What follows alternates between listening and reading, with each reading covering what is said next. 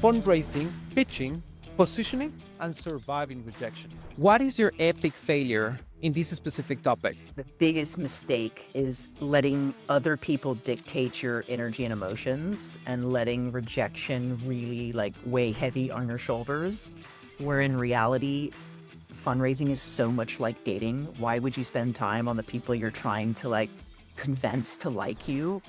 I spoke to more than 100 VCs and it was horrible because I received 100 no's.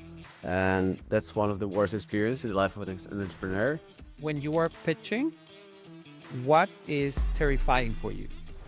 I think our mentality changed a lot. We used to drown people in details to really demonstrate how much we know, and really the mistake we were making over and over was not just giving short and concise answers and owning the silence. And that's something we do now. We call it sexy indifference. And that means we answer the question or do our pitch, and then we just sit there after a few seconds, once we've kind of delivered our key points, and just sit there until the next question comes. When you learn how to fundraise, you pass from showing vision to showing numbers. Because at the end, even if we could have great and incredible businesses, investors want to make money out of it. I think it's actually the greatest gift that being an entrepreneur gives you is that resilience. Rejection, for me in particular, in the early days was really, really difficult. I think resilience is not just a motivational posture, it's kind of a business strategy. Visit the Friends of Bata LinkedIn page and vote for your favorite Gen Z founder to help decide who will take home the Pitch Lab winner title.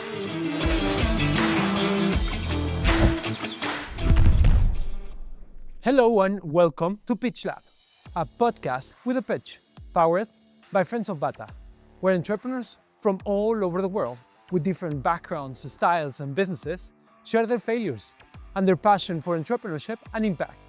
I am your host, Enrique, a Mexican-Swiss entrepreneur who spent over 20 years building, breaking, and investing in startups all over the world.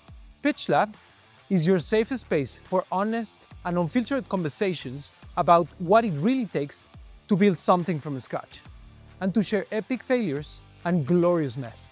Here, Gen Z founders with fresh ideas connect with millennials, entrepreneurs who have been through the trenches, and they don't hold back. Today's episode is called Fundraising One-on-One, Pitching, Positioning, and Surviving Rejection with Morgan and Pietro. So let's dive in.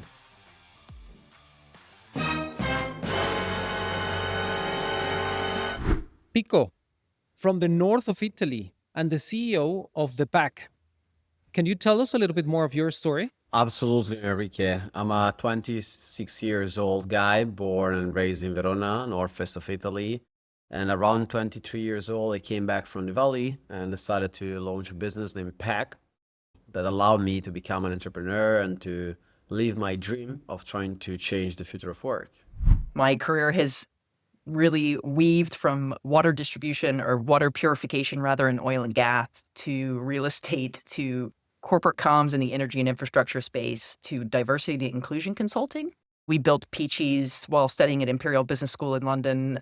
We launched it in 2023 and are kind of celebrating just 2 years in the markets, and excited to have now served over 30,000 nappy wranglers. Fundraising. Wow. What is your epic failure in this specific topic?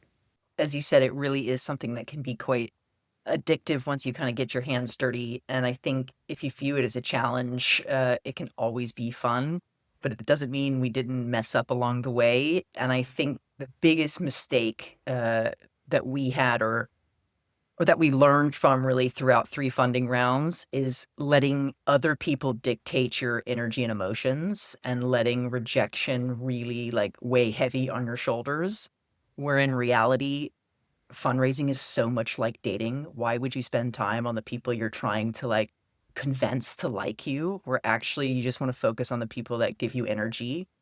And I think we spend so much time as entrepreneurs because you look at you build your investor list that's got 100 plus names on it and you whittle it down to about 5. And that process can be really draining. But if you allow other people to really dictate your happiness throughout that process, it will be time and time again miserable. But yeah, turning your kind of mentality on its head and focusing on the challenge and focusing it on like kind of finding your partners, it can be a lot more fun. I'll tell you a story. I was raising our pre-seed round, so October 23, and I had in mind raising 1 million. Wasn't able to do it. We raised only 500K. And I remember that I spoke to more than 100 VCs, and it was horrible because I received 100 no's. And that's one of the worst experiences in the life of an entrepreneur. And I remember that I came back to a manager and investor telling him, probably I'm not a guy made for the venture game. And so I will never raise again. And I was very sad. And this guy, Martin Olczyk, the MD at Techstars Italy, told me, no, you're wrong, because I invested in you, and I know what does it mean being in a venture game, so you will make it happen. And he was right. So it was a fucked up that it became a great experience and a great learning. I love it. This fact of learning from others to build something and to create something and be resilient is so important. Let's start also speaking about the human aspect of fundraising. When you are pitching, what is terrifying for you? I think our mentality changed a lot. We used to drown people in details to really demonstrate how much we know and really kind of set forth, or I think like, particularly as women, you think about like, okay, I really have to be excellent and I really have to know my shit. And if I don't, like, the odds are stacked against me anyways. But what we really realized was the mistake we were making over and over was not just giving short and concise answers and owning the silence. And that's something we do now. We call it sexy indifference. And that means we, answer the question or do our pitch. And then we just sit there after a few seconds, like once we've kind of delivered our key points, and just sit there until the next question comes and just sit there in the silence and that discomfort and let the other person kind of feel awkward and scramble.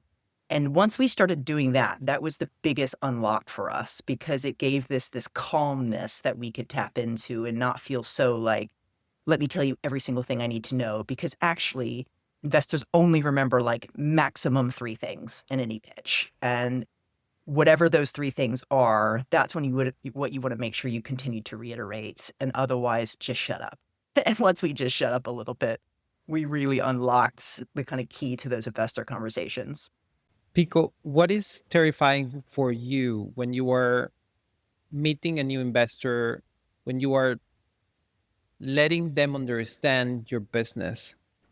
I mean, there isn't something specific. What I would say is that when you learn how to fundraise, you pass from showing vision to showing numbers. Because at the end, even if we could have great and incredible businesses, investors want to make money out of it. So showing that you're making money and you're going to make more money, and this money potentially will go in their pockets, is the right way of fundraise. And that's one of the biggest learning that I had during the fundraising journey. And that's why my pitch usually starts with numbers for this exact reason. I'm not terrified. I just know that I don't have to impress them with my know-how, with how knowledgeable I am on the market, while showing them that I don't only use words, but numbers and acts and actions to demonstrate my value. I have to challenge a little bit because I do agree, like you have to be so solid on your numbers. But I do think there is an element of like selling the dream and the story, and like I think the investor relationships where we've gotten people to buy into the vision and like really feel the impact that Peachies is trying to have on parents, and then backing that up with like really solid figures. This is how we've brought it to life, and this is how we, execute on a day-to-day basis. I think rounds that out. But like the people that are closest to us and that are really pushing us forward are the ones that like are excited about that vision. And we had to have brought that across in the pitch. And maybe it's because we're in a super unsexy products category and people are like, oh, nappies, who gives a shit? And we're like, let's tell you why you should give a shit about shit. And maybe we have to kind of sell that a little bit more in such an unsexy products category, but that little sparkle, I think people love to see from the founders, because that's that passion that's gonna like carry through the tough weeks. And but you're totally right, like you do transition from like, is it just the founding team that's really strong, and can they do this at an early stage, to like who they've brought on board and how they're executing. But I love to bring that flair. Maybe that's just my own personal style, as well as bringing the little flair in a bit. And I'm gonna jump on this from the perspective of an investor. We are not just buying an idea; we buy a narrative, right? Like, so what is that narrative that you're putting there, and how we really understand it? For you, Pico, when you're building a deck and you're trying to craft everything and put it together, what it really converts? Is it really the numbers, or is it also the value? We grew from 0 to 2.5 million in ARR in 2 years, being profitable. So it's numbers. I appreciate Morgan's vision and I understand it. I would say that depends a lot on founder style and founder background. Given my style and my background, I'm a first-gen student. Didn't have when my parents supporting me, for example, when I founded a business, didn't have any kind of support. I had to build it on my own and my co-founder with me. So we didn't have logos from unis. We didn't have logos from companies. We didn't have this. So nobody was believing in us. The only way to show them we were the best ones, and I strongly believe we are, was to show numbers. And then when a normal company was growing 0 to 1 million in 2 years, we were doing that in 1 year, in 6 months. And that's my key of doing that. Depends a lot on your business, on your style, and many other things, I would say. But founders' background play a role on that. That's my point. And I see that there is no one secret sauce for this. As you're both saying, everyone has a different style. I think it's always about where you feel comfortable. What do you like to do? What will be your advice for someone who is starting and wants to craft a pitch and also get in touch with the first investors, really from scratch, when there is not even numbers to show? The best way to win investors is to have founders as friends that really believe in what you're building and introduce you to investors. And the majority of investments we got were from investors or companies in which our investor were already investing. So a founder referring a founder is the best way to start. So start building your network, start building your network of VCs, of founders, and operators also. They really help if they want. And the second thing that I would say is never start a conversation with the goal of receiving the money, but put yourself in a position in which you are able to ask for the money at the end of the conversation. Because there are many bad investors and there are many people you don't want to have on your cap table. And I had bad experiences on that. Not sure that is the right place to share it. That's exactly what we want to know. No. Legally speaking, I'm saying that we're in public. So. But yeah, you wanna understand who is in front of you. So that's my point. Morgan, you have experience selecting your investors. How do you do it? Well, I mean, first I have to say, I think Pico's advice is really good, really good. Like, that network piece is so important. And actually, the founder networks I'm part of are the ones that are like the relationships that pay off the most. And they're also the kind of the shortcut, whether it's to fundraising or operational problems that just help you get solutions quickly. Selecting investors has only really come around this time, frankly. So this most recent round in June. We did a lot of, I think you're always choosing, right? Because Pico's point is really important. Like, who is in front of you and sits on your cap table is something to be very, very wary of. And we always make sure that in an investor call, we're not just getting grilled like hot dogs with questions, but we're also asking questions ourselves to make sure that we're vetting those people on the other side. Because you really do want to be choosy, because that equity is all the value that you have, right? And that's what ultimately is going to dictate your future. The choosiness also comes with like the willingness to say no and being like, no, this person isn't right for us. And that's really, really difficult, particularly when somebody's like, I've got a check for you. And you're like, oh man, this could either get the process going or it could close it off. It would be the, you know, the boost we need when we're kind of down in the dumps. But actually you have to say no sometimes. And the times we have said no, we've looked back 6 months later and said, thank the Lord, because that person would have been just really kind of terrible. And so I think having that discerning nature and really protect your business with all that you've got is super important. What is a bad investor? Can you define it, Pico? How much time do you have? It's a tough one, but depends on the stage. Let's start with some assumptions. Depends a lot on the stage, because I mean, everybody watched We Crashed and this kind of movies, so know what a VC fund can do to you. But given that probably the people who are listening to this podcast are people that are mainly raising from angels or small micro VC funds, what I would say is a person that puts his personal interest over the interest of the company. That's my definition of it. So I don't want to say that angel investing is a philanthropic activity, but I almost believe it's that. So I also angel invest, and you want to invest without expecting return. That's the kind of mindset that an angel investor should have. When I have in my personal balance sheet, all the startup investment that I made at a zero return, not because I'm crazy, but because if I start with this zero return mindset, I will know that everything that comes up is great. And so I will always put the interest of the company before my personal ones.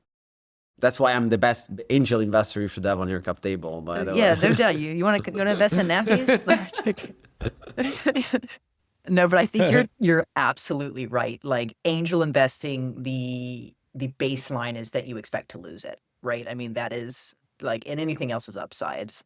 No, I mean, honestly, Pico nailed it. Like somebody that's really worried about where they're sitting in this process, or they're like, I need a 2 or 5 year return as an angel investor, is like, be worried about that.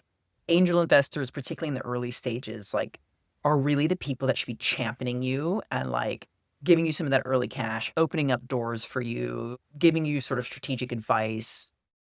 Yeah, like lifting you up, giving you that platform to really push the business forward, not like, where's my update after like the first month? You know, I think the people that kind of let you just let it rip are the ones that are the most valuable. So also people that like, I think this happens a lot in the early stage. You come across a lot of people that want to give advisory support for equity is also something to be very, very mindful of.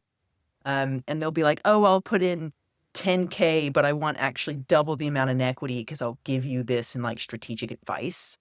And I think that's a model at which to be very, very wary of for the same reasons kind of Pico just outlined. Like, why are you doing, why do you want to carve out so much of an early stage business? And like, why are you kind of thinking about your own return or protecting your bottom line in this?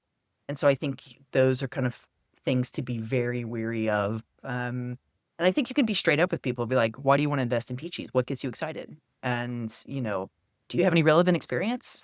And, you know, see what kind of answers you get back and ask them up front, what are your expectations for communication or for return? And are you already asking us about exit when we're raising our first 150K? You know what I mean? Like there's something about setting aspirational goals, but also like we barely even started. We don't even have we just have a pitch deck and you're wondering how we're going to exit this thing.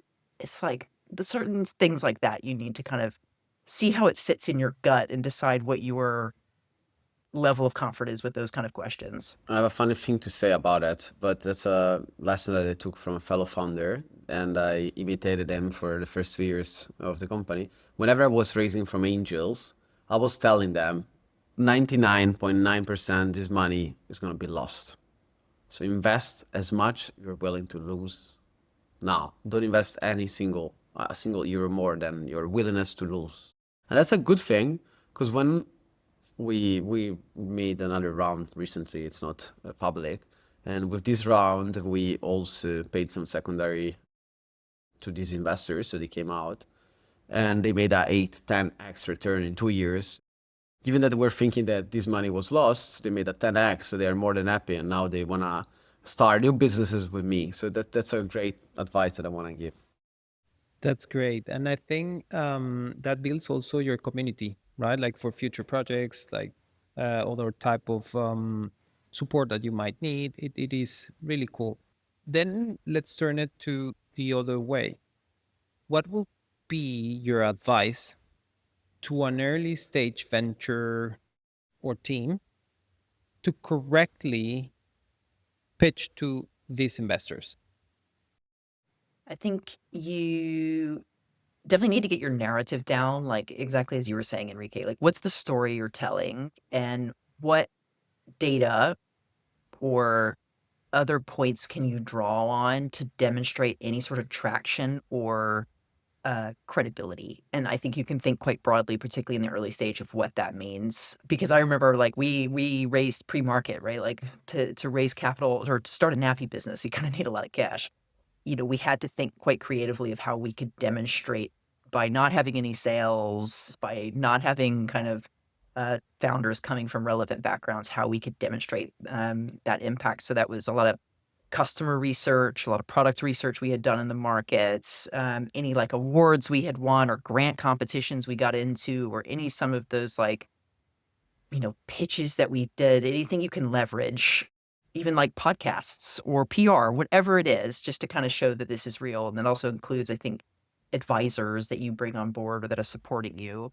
All of that is traction. And so I think you kind of need to nail what that narrative is that you're trying to tell, or the story you're trying to build, and then get the strongest data points that you have and bring them together, so that you can put forth a strong story. Strongly agree with Morgan. I mean, that's key. I mean, I have a controversial opinion on advisors. I'm strongly against advisors, but makes sense. I mean, then depends a lot if you're building med tech or something that is very scientific. Advisors play a role because you can't pay them in any other way than with advisory shares or stuff like that. In general, there are too many. When no advisory No shares, advisory I'm with shares. you. No, Love it. zero advisory Love it. shares. Next- Zero. Do never We give can- out advisory shares. The next company, we can found the next company together, Morgan. We're aligned. And we're very aligned, exactly. Data driven, no advisory shares, profitability. Tell me something. Did you ever fail on giving equities to someone that was not the correct person? Yep. Absolutely, yes. What happened? I can't disclose details, unfortunately. This is the legal trouble. But Just give us the brief, the brief of the story. let's say what. Or what to avoid. Yeah, let's. I'll try to make it a bit. Oh, wow. Basically, what happened is that this person decided to threaten us, not allowing us to close another operation with 0.00 something percent of the company, and she managed to do it. I have to put all my savings into it and buy her back, and it could happen. Depends a lot on the regulatory system in which you are. Unfortunately, my country is not the most startup friendly, let's say. And so given the civil code, the only solution was to buy her back, and she was negotiating on price of access. She made a lot of money. But the cool thing is that after 3 months, we sold the same stake of equity for 50% more. So she lost some equity value. So fine, great. Good. You came out on top on that one. Better to happen now than in the future as well, I guess. You've learned a valuable Yeah, lesson it's still early. thousands. It's still thousands. When it will become millions, it's tougher, Yeah. right? Send her a letter at some point, like when you exit. Be like, this is what you could have. I'll think about. I'll ask my lawyer if I can. But thanks. You can't. I'll send her the letter. No, we haven't, fortunately, but we've gotten. There are definitely people where we were like, that was where the deal was going, was like, oh, they want these kind of like advisory shares, or it was mostly around advisory shares, because that's what you kind of come up against so much when you're really, really early stage. People kind of promising the world and then, not really doing much, I think. there seems to be like a little bit of a cottage industry around kind of squeezing startup founders in that way. And looking back on it though, the people we were like, you know what, just something in my gut doesn't quite sit well with this. Interestingly, there are always people that became like irrelevant after like 6 or 9 months. And you're like, thank goodness they're not on the cap table. It also goes for employees as well. I think it gives you because we give all employees equity, and it makes us be very discerning about who we hire as well, and be very, very clinical about performance, particularly in the first year, because that's when all of the, like all the kind of cliff period is. And so we have to be the onus is on my co-founder and I to make sure we're like really managing the team in a way we want.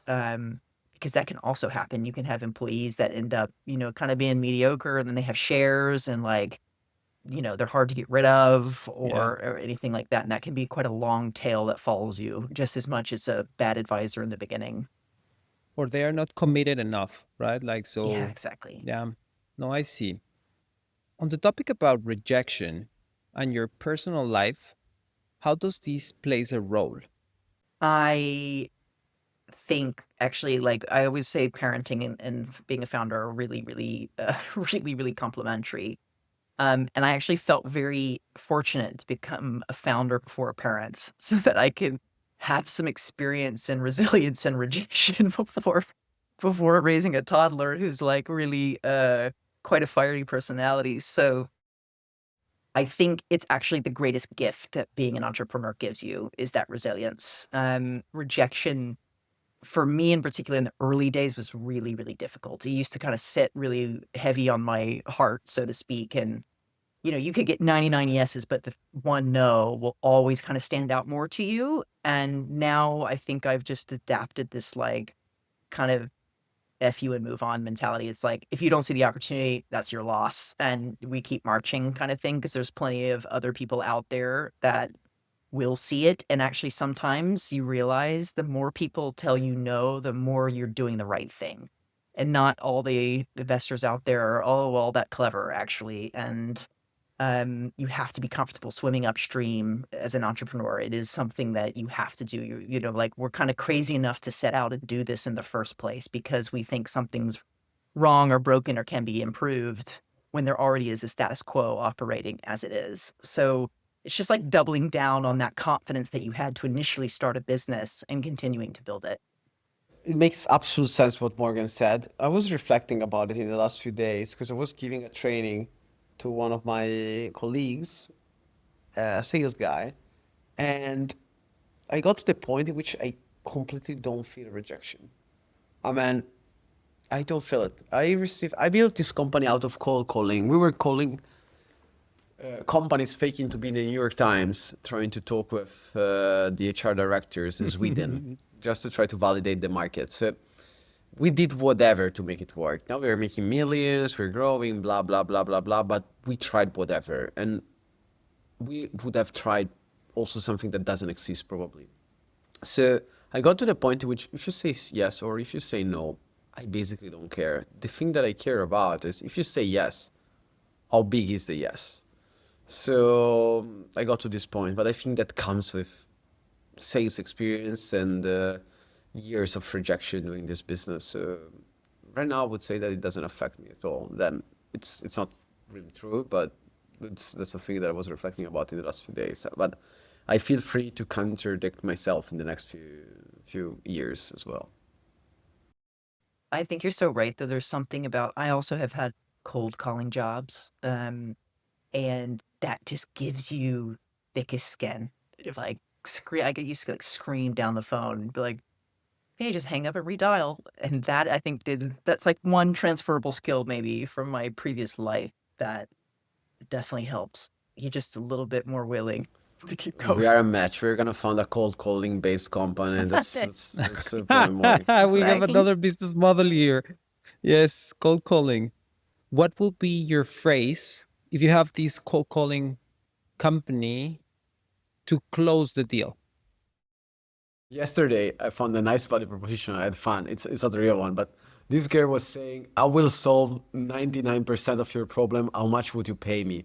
I was like, wow, if you solve 99% of my problems, please take my credit card and go for it. But no, it's a joke. It's a joke. It's a joke. I don't know, Morgan, you're more marketing than me, I would say. So I'm not. I don't know. I quite like that. I would totally steal her line.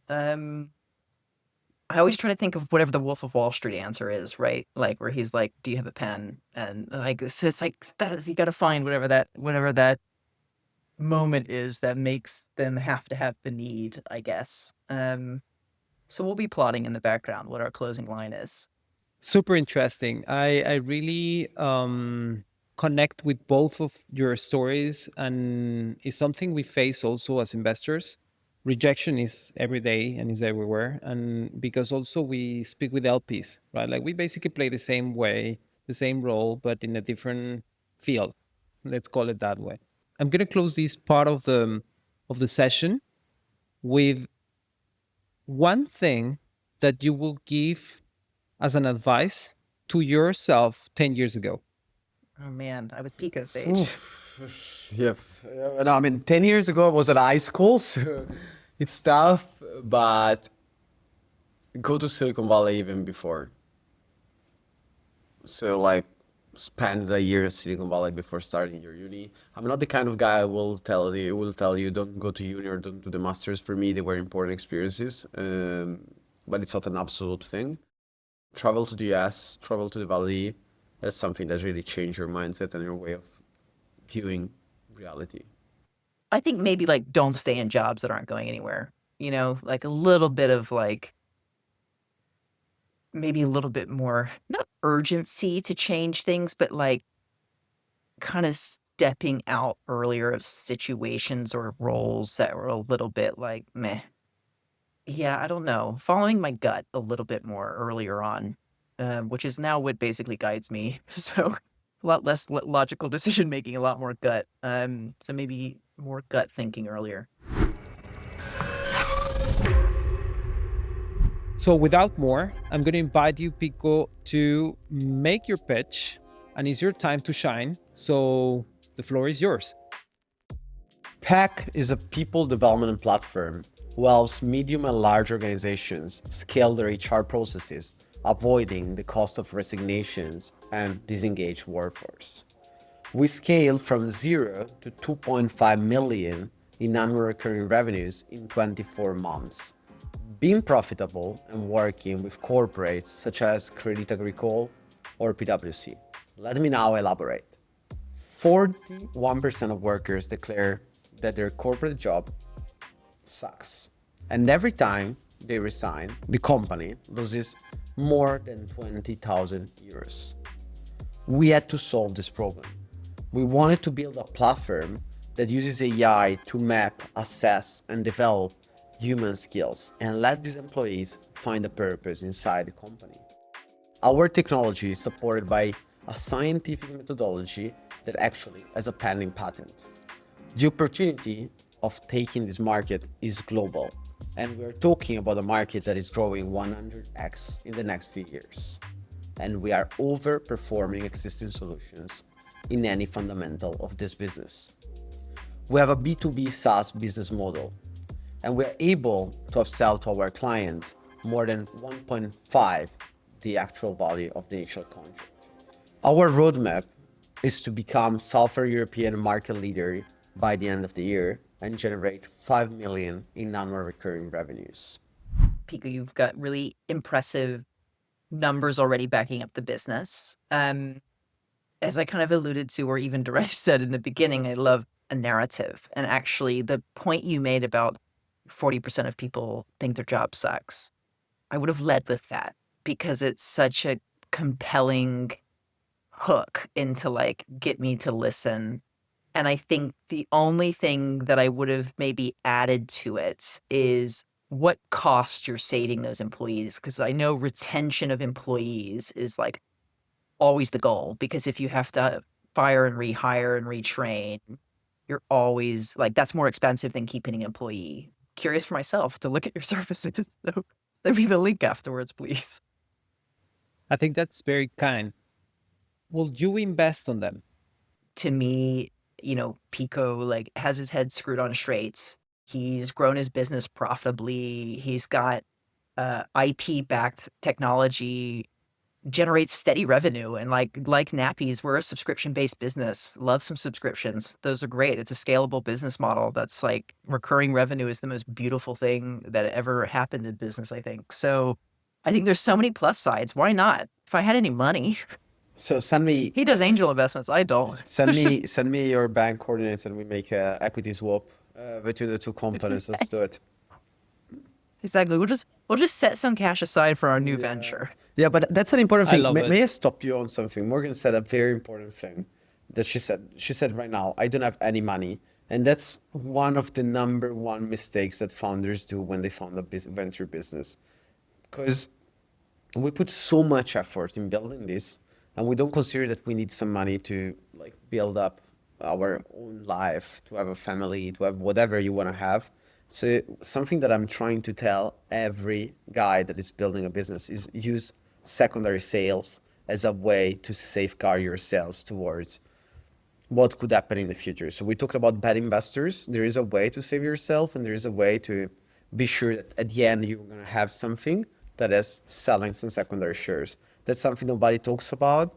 And I'm really happy to declare that I made some secondary sales, and that's why I'm making angel investment. Not a lot. I'm still invested a lot in my company, but that's something very important that no founders regard. But I think that it's an important mistake and an important lesson that you can learn from this podcast as well.